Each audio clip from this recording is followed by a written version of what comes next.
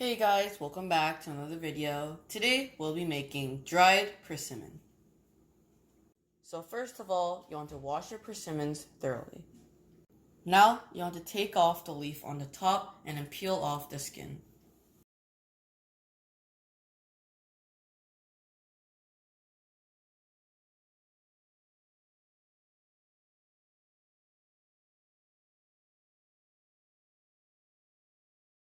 Now you want to get a knife and cut out the white part in the persimmon, which this causes constipation.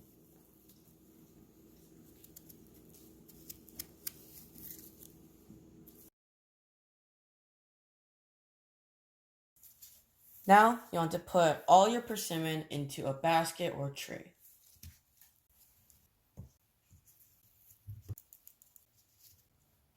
Now you want to cover your tray up and put it outside. So this is the first day. Now it's been 2 days. Now after 3 days, once you eat it, it's gonna be chewy and really juicy.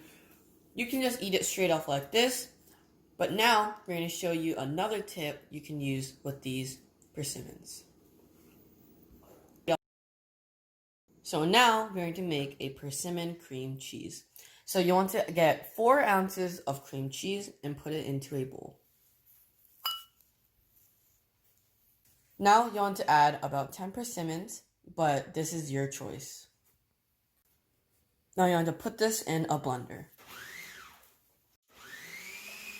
So this is how it should look like after you blend it. If you have that type of cream cheese with any type of bagel, it tastes absolutely amazing. Well, I hope you guys enjoyed. Subscribe, like, enjoy, and we'll see you guys next time.